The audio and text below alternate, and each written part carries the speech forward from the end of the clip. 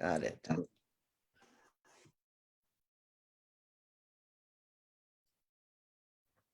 Well, welcome everyone. Oki, Sinadapi, Nistu, Makoyo Sukoyi. It's my second Blackfoot name. I welcome you to the Native Wellness Institute. Power! I want to say Power Hour. I want to say, oh my God, it's like, I don't know, 119 weeks. Native Wellness Institute. In March of 2020, just wanted to bring programming that uplifted, that was positive, productive, and proactive. And so welcome. Where today is our topic is around honoring life.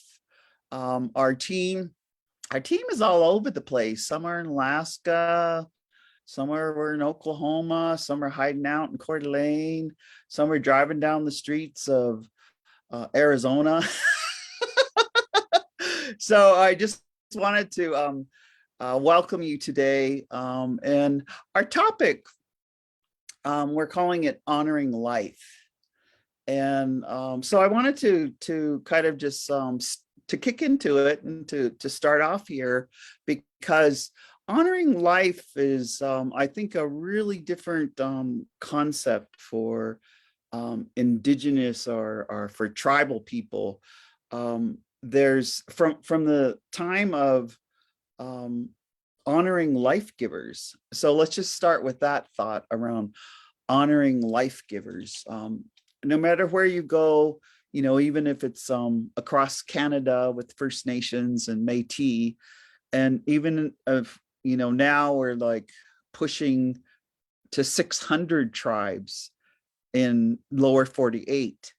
There's a lot that are recognized by the federal government, and there's a lot that recognize their own selves because their ancestors always lived here. Their ancestors never came. They didn't come Bering Straits. They were here and they always lived here. There was outsiders that started to mosey over here in 1491. And so, you know, we're still partying like it's 1491 and not 1492. So honoring, honoring life and with life givers and honoring women. So I'd just like to speak about that, and and ask you some questions, like ask you, who do you treasure? Of course, we treasure our sons and our boys and our grandpas. Of course we do, and our fathers, but life givers, those that have the ability to bring not only a physical baby into the world from their uterus and their eggs and their ovaries, and it comes out their vagina, these life givers, but it's also life givers that women always nurture. And I just think of, one of the things that's beautiful during this pandemic and is just flourishing is giving life to plants. Just seeing the amount of sweet grass, everyday medicine, sweet grass, cedar, corn pollen, sweet pine, just all of the lavender. Remember at the beginning of the pandemic when everybody was just like lathering in lavender and laying in lavender because we were trying to get a grip. We were trying to understand, even before the vaccine, there was all of these life givers. And so these life givers, not only they give life to programs. I was thinking about when you have a Native woman or Indigenous woman in charge, there's an effort to give life to a team. There's effort to give life so that every person that works for that organization or that institution or that system, you honor their life and you give life to each of them and find out what their gifts are. Native Wellness Institute, we're into helping our mission. We say it all the time, is to keep the teachings of our ancestors alive, to keep the teachings of our ancestors alive. And when you embrace that and bring it up, at a gut level, to imagine what our ancestors went through so we could live, so that we are still alive today, so that we can still have prosperity and abundance and flourish. That's honoring life. And so with life givers, and as women, is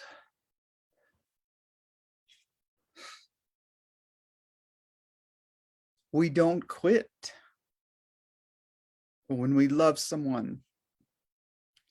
We try our hardest to help them. We, in Blackfoot, they say igakima. We try our hardest to give life to those who suffer. And so we give life to our children. We're proud if they, become a brain surgeon or a doctor, but we're also proud if they just get an everyday job and spend time with their family and nurture their family and their children. Or, in today's age, I'll speak about life givers when they just nurture. I was thinking about my nieces and nephews that are deciding to wait and haven't had children. So we nurture them too. I was noticing some of our artists. We have all these artists and they have conglomerates, and they get together and they get all of their paintings, their beadwork, their ribbon skirts, and they all put them together, kind of like what Bethany did. Bethany is just emerging. She's just growing and growing, and she made these shirts, about res girls can do anything. And I just, when this came out, everywhere I go, like, there's a little Indian girl over there, or there's a Indian boy that really loves a res girl. They just say, "Where'd you get that shirt?" And then I just love it. You just say, "Oh, look on Instagram, Bethany Yellowtail," and Bethany too is, one of our team of Native Wellness Institute, in that we ally. Bethany is really allying with us to look at how we could help these life givers, these young girls, in retreats and circles and talking circles and gatherings. And that's so some of the proceeds to, when you get the shirt or you get any of the other stickers or anything that goes with it, part of that goes into funding these efforts with Native Wellness Institute. So this honoring life. I was thinking it's a healing issue, and now that, God bless, our Christian people, and the Pope coming with an apology. So now that the Pope and others, we can start to put action into that. And one of the action things that we can do is, and I ask you, on this power hour, in this time and this space, we're up against our country kind of jiggling around with Roe versus Wade being, upturned after 50 years. Some states, I'm just hearing, some states are just saying, no, it's still okay here. I'm hearing in Colorado that they're being bombarded because there's just women coming who want to have sovereignty over their own bodies. And the life givers, oh my God,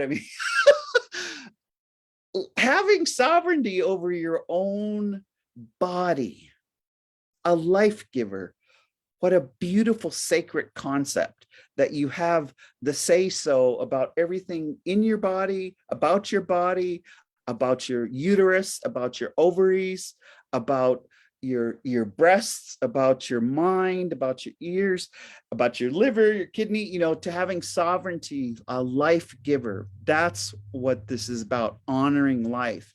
And so I'm going to ask you a question is, and the new parents, because, here we Indians have humor, because like for every elder we lost to COVID, we had 8 or 9 babies born. So there's like, yes, we did lose, but then we have all these babies that were born. And here, there's like this light bulb went on, like, since we couldn't travel, we upped our blood quantum. I mean, it's not like no one planned it, but like, since you couldn't go out, you had to, a Blackfeet had to go with the Blackfeet and make a baby. A Blackfeet had to go with the Blackfeet and make a baby. And they couldn't even go across over and make it with a Kainai, or they couldn't run down to Belknap, or they couldn't run over to Crow. They say, so they made all these babies, and there's more blood quantum. So, and it's not that, that's another healing issue, but that life-giving, that honoring life. And so I was wanting to ask you again, all the little girls in your household, the little girls that are just born, are the little girls that are, less than 2 years old, are the little girls, I just being around some of, I have 63 first cousins, and I have hundreds of second cousins, honoring the little girl. So let's just, how do you honor life with a little girl? I'm asking you, and then I'm just gonna tell I tell stories. And one of, I was just thinking about some of my little cousins now, and and I was asking, so some of the questions you can ask a little girl. I mean, like Europeans all say, what do you want to be when you grow up? But sometimes maybe if it's an indigenous or a little girl, is you can ask the question of, hey, what do you want to create? What do you want to create? And because I was visiting with a relative, we're having a lot of our powwows and our doings. We call them doings, and I was asking my little relative. So, I said, what do you want to create? And I saw her just like go way inside, and just had to, pause. And that's an indigenous, because like, the colonizers, they always like, what do you want to be when you grow up? And, you only can have these kind of answers with these kind of degrees and blah, blah, blah. But she was reflecting because she had to think inside what she wanted to create. And then she thought about it, and she said, I think I want to grow up to be an adult. And so I mean, like, she had this thought process, here she is, a little girl, but what she was talking about is adult behavior. And then, and then we had more of a discussion. So that nurturing and honoring life and honoring maturity. So when we have our honoring, of course, we're honoring our sons, we're honoring our males, so we're honoring our LGBTQ and two-spirit, transgender. But this honoring life, I want to speak a little bit just about these girls, these teenagers, and these young mothers. When a girl is and some of this could come from like Piaget. He was a psychologist that talked about when we gain certain abilities, like confidence in ourselves, like self-esteem in ourselves, our self-awareness. I remember, when I was, I got a couple degrees from Berkeley, but I remember it very early, because there was always this discussion around, women's liberation and how women evolve and how women need to be independent and how women need to transform. And there was a discussion that in America, so this is in America, so I'm going to kind of just narrow it down to America, but it could be any of the countries too that also embrace America. And now that, that we're all online, it's like, our country is the internet.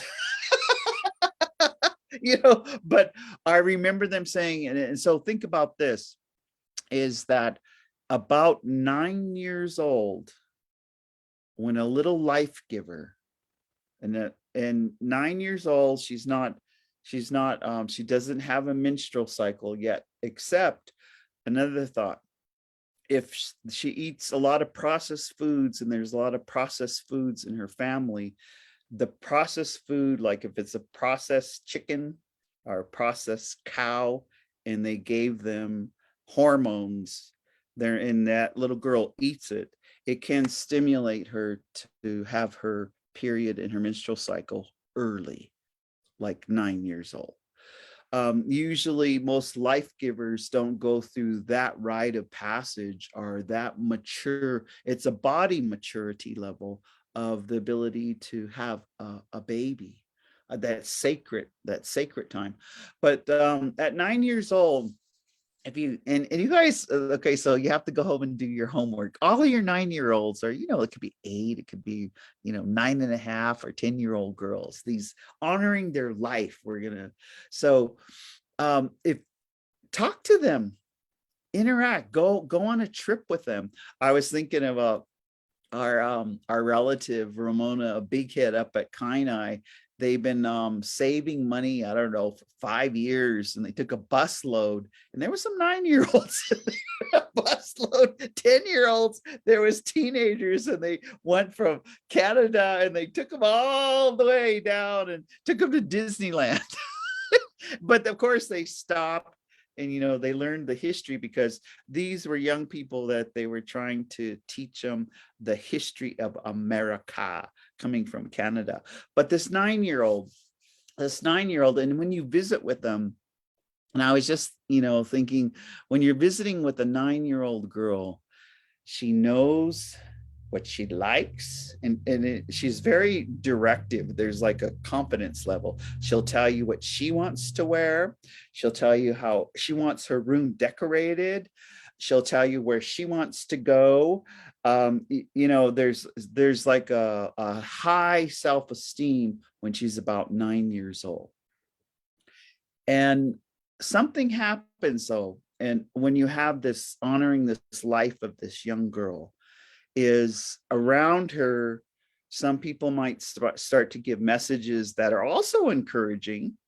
And so you have to say, am I giving my young relative, or my daughter, or my sister, or my cousin, am I giving her encouraging words at 9 years old to keep on being creative, to keep on being who she is, to be, a res girl that can do everything? Or am I starting to say messages like, be quiet, cross your legs, don't speak unless you're spoken to, go in the other room, go outside. Like I was just thinking of some of our, sometimes I'll hear parents, and I'll hear it so, because I said so. I think about, because I heard, and okay, so here's the little 9-year-old life giver and honoring life. What kinds of messages are we giving her? What kinds of experiences are we giving her? And so, I want to share a story. I'm heading over Native Wellness Institute. God, we have so much healing going on, but they're sending me over to Suquamish, which is on Bainbridge, and we're bringing all of the youth, which will include some little girls around this age, or some older, and some boys, and we're all bringing them together for a 3-day healing Agona, a gathering of Native Americans. And so today, when I was saying my prayers, I always, when I'm going to do work for Native Wellness Institute, I start the prayers early. So I went out, and I was asking the beavers, because I like to go out. I mean, I asked the loons, I asked the eagles, and it's just one of the, it's I guess my Indian auntie kind of role. So I had to get on my mucks, because I had to go through the bushes. And I had the California tribes, when Native Wellness Institute were with White Bison, and we're with Native Dads Network and Al Pooley's group. I was given a bag of tobacco, so I took some of that tobacco. It was homegrown tobacco, and I took an ankle bracelet.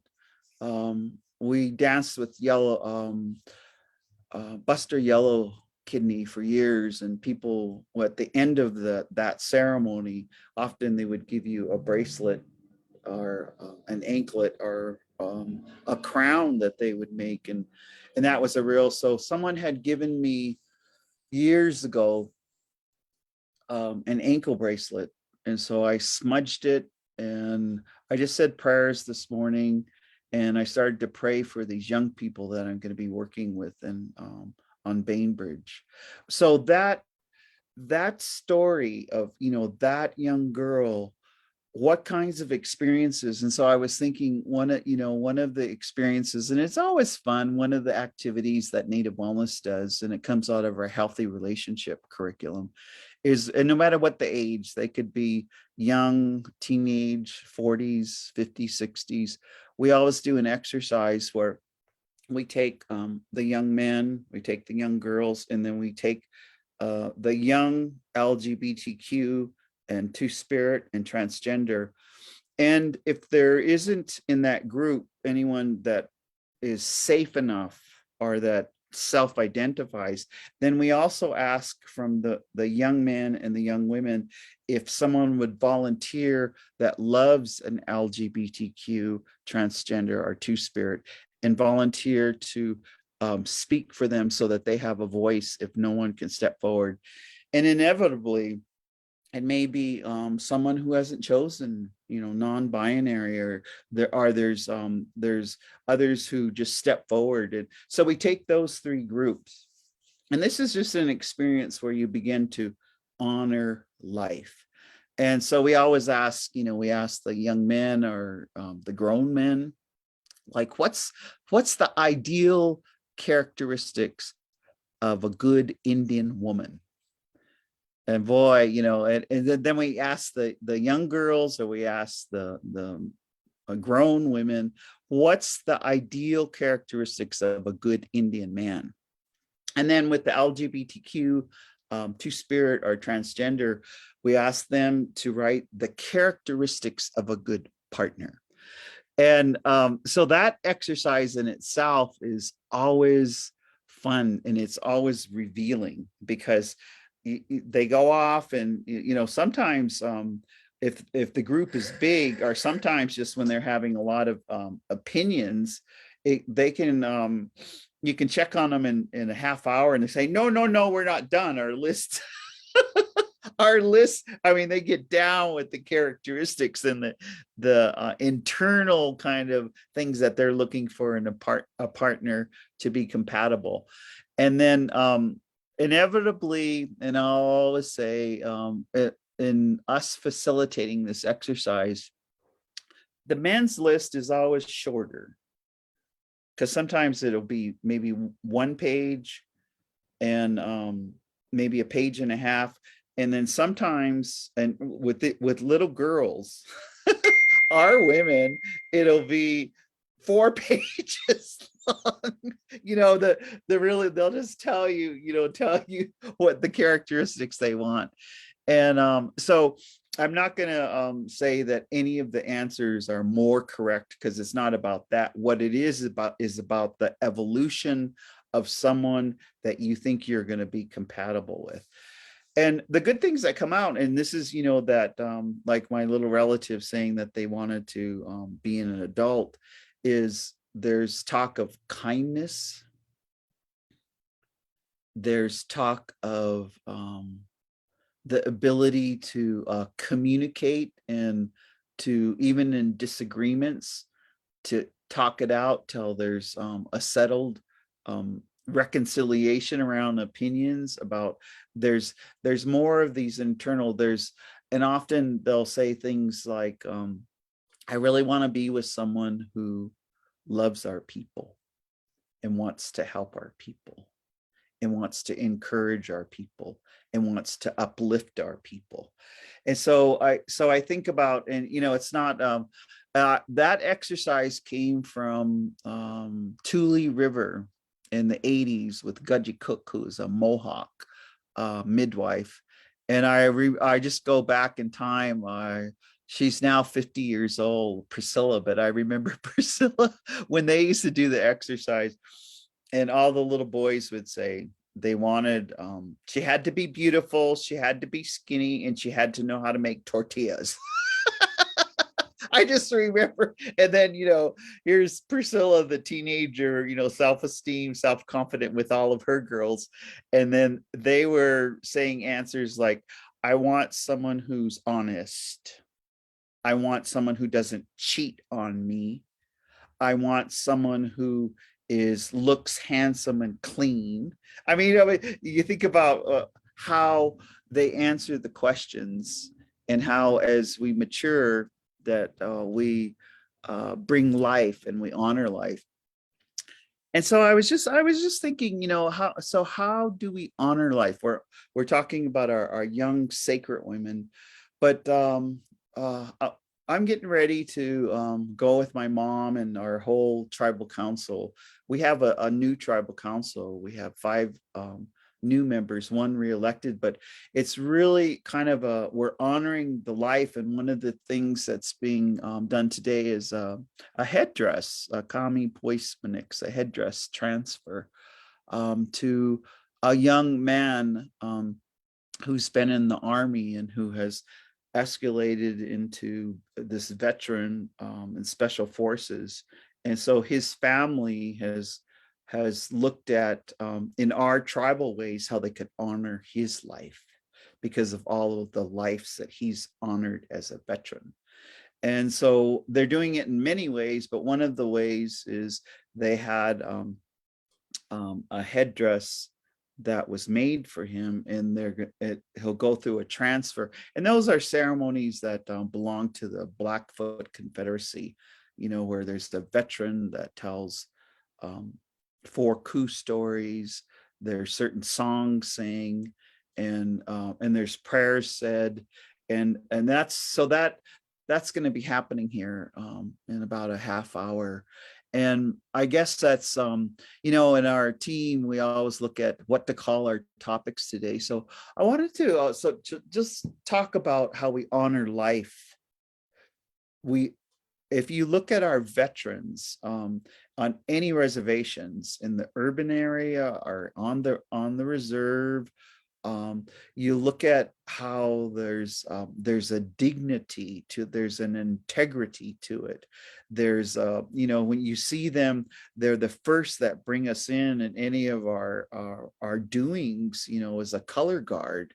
And any of our ceremonies, it's a warrior or it's a veteran. So we're honoring not only their life, because they often are the people who would give their life for the people. I was just, our Northern Cheyennes, I like our Lakota, Nakota, Dakota, when they'd have staking ceremonies, where they take a stake and a warrior meets his enemy and stakes it down, and they don't move tethered to that stake because they're going to fight to the death. They fight to that honoring life for the people. They give their own life. So that's an honoring.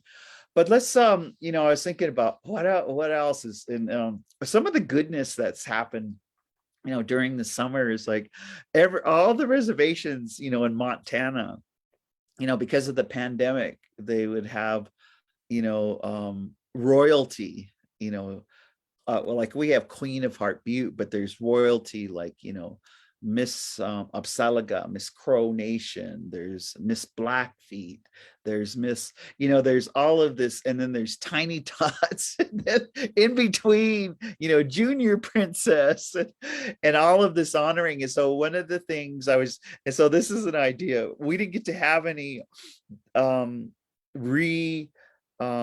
honoring a new one. So everywhere we're at, wherever that young woman or that young man or any of that, they've been it for 3 years, and so honoring life.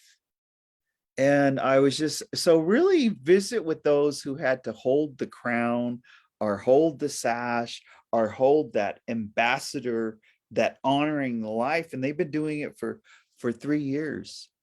And what was really beautiful is that even though we could not gather in person, I got to drink some of my I've been drinking these where you squish all the greens together, but then I put sparkling water in it. I'm kind of, I'm in sobriety for a long time, so I mix all. I still drink mixed drinks, but they're broccoli, strawberry, and I think, and anyway, it's being healthy in a different way.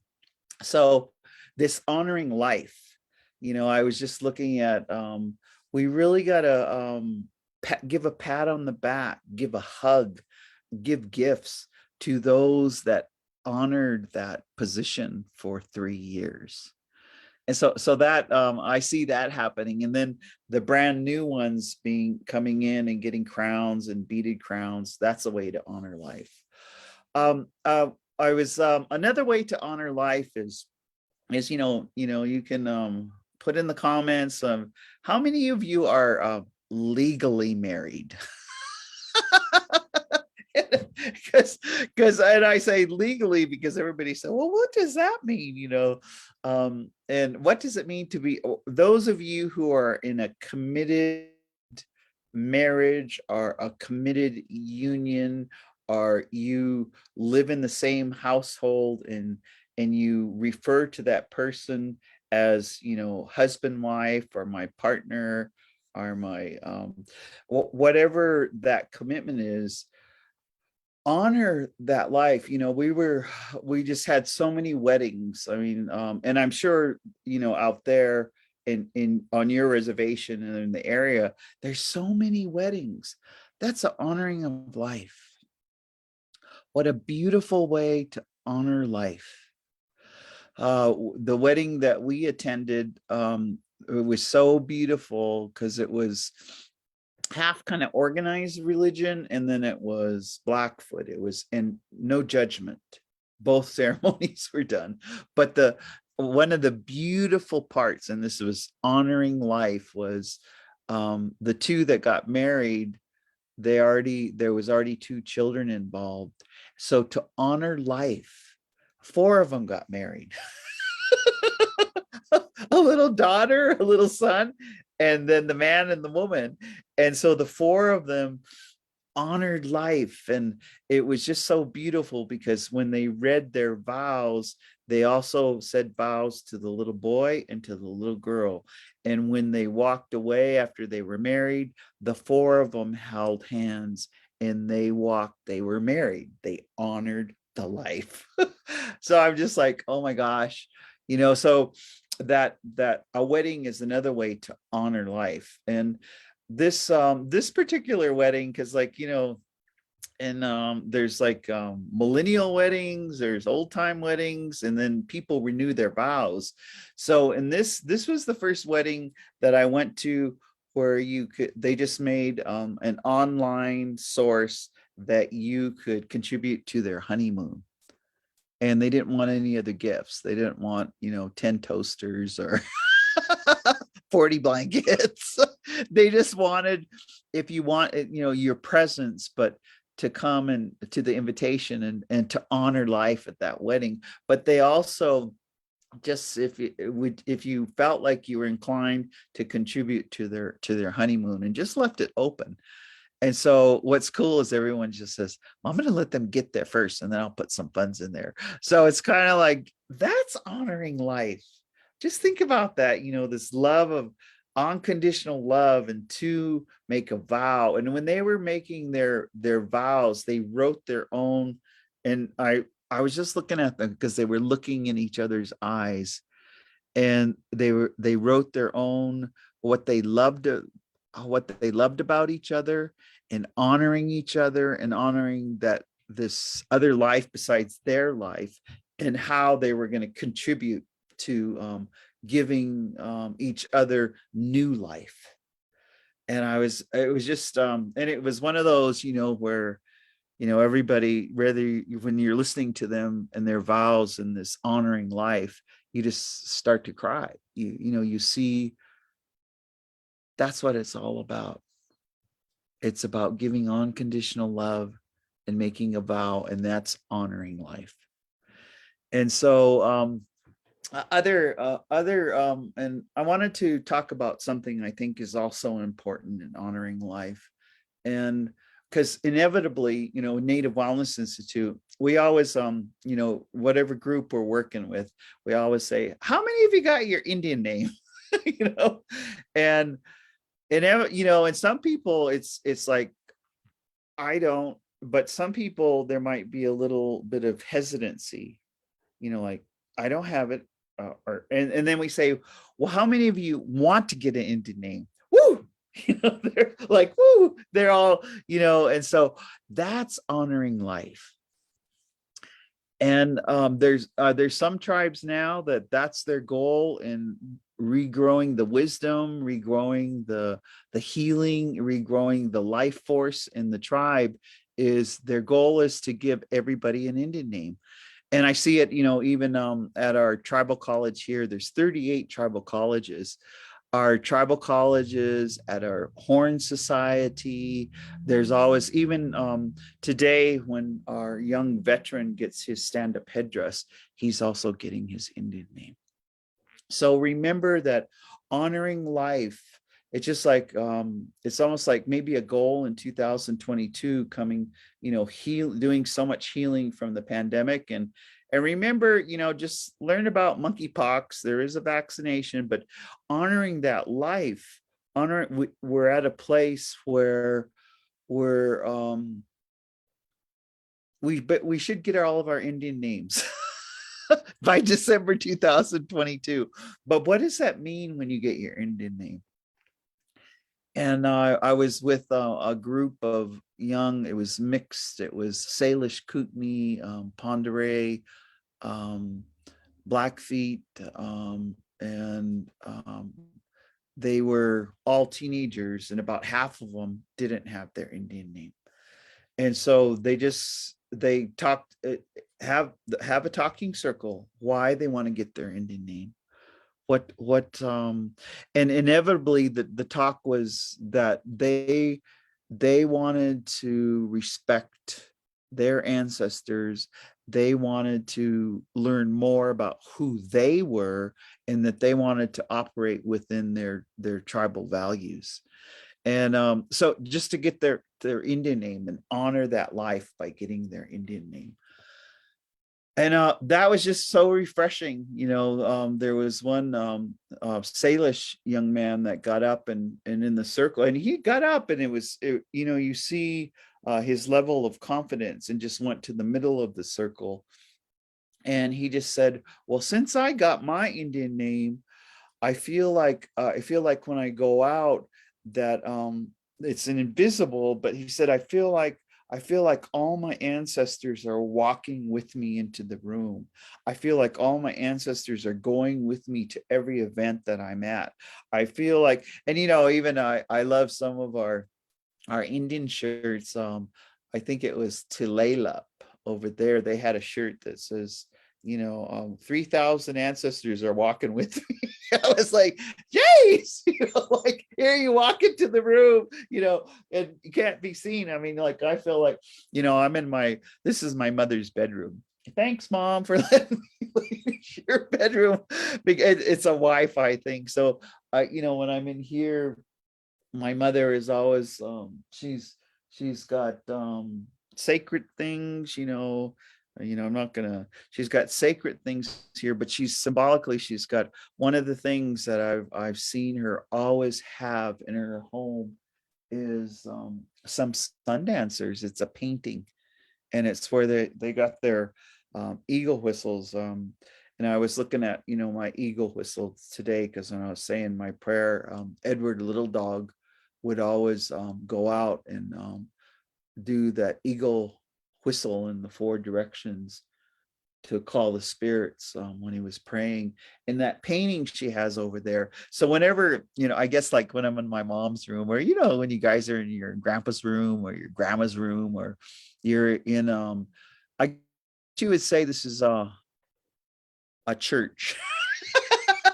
Like, because it's my mom's room. She's got plants, she's got medicine, she's got her blankets, and it's just it's like a grandma's room, so that's honoring life.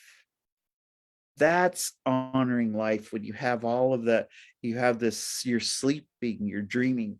And so I guess one of the last things that I'd like to talk about, we're just going to go about 45 minutes today so I can mosey over to the honoring the life, is I wanted to talk about dreams, about sleep time, about hygiene, sleeping hygiene.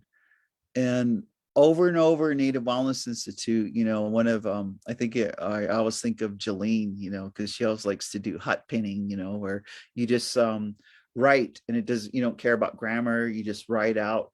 But write your dreams. And I noticed that it helps me if I draw what I dreamt.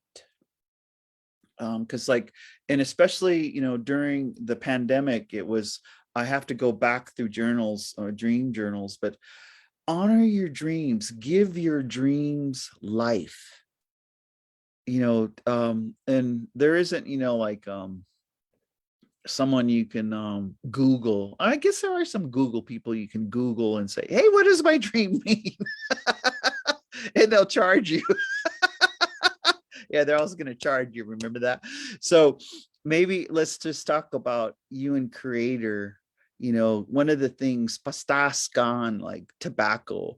I've been blessed with 5 tobacco plants that have grown during the pandemic. And then one of our Eva in the state of Washington brought me a new tobacco plant because she had watched the Power Hour, and that was her thank you gift. And she brought it, and I was just put out pastascan and asked, one of the ways that you can ask is to batipio or tinkashala or akparadia, or however you Jesus, God, Jesus, however you refer that works for you, is put that tobacco out and ask them for greater understanding about what's being revealed in your dreams, because that's your subconscious is talking to you. And I just think just how beautiful that's honoring life. And so with your dreams, because I guess the last story I'm going to share, and I always talk to people that know me really well, but I think I was talking to Leon Rattler, because he's my Ganak Stemmadam, my brave dog brother of all these years. So I was asking him, I said, geez, Leon, I had this dream out in the back of my house that there was like all these little islands, and then there was water, and I was walking in the water, and I was walking, some of it was like knee deep, but on each little island there was a baby animal. And there was even something, it looked kind of like a cat. It was spotted. And then there was of course like some beavers, and there was little mummy, a fish, but they were babies, and they all had lived on these little islands. Anyway, I shared that one because when I was praying today before I came here, because Native Wellness Institute, I always say prayers like, give me the words, help me to say some words that will uplift you and honor life. And so when I was out there, I remembered that dream. And I'm going to ask you, in closing, to talk about your dreams as soon as you get up.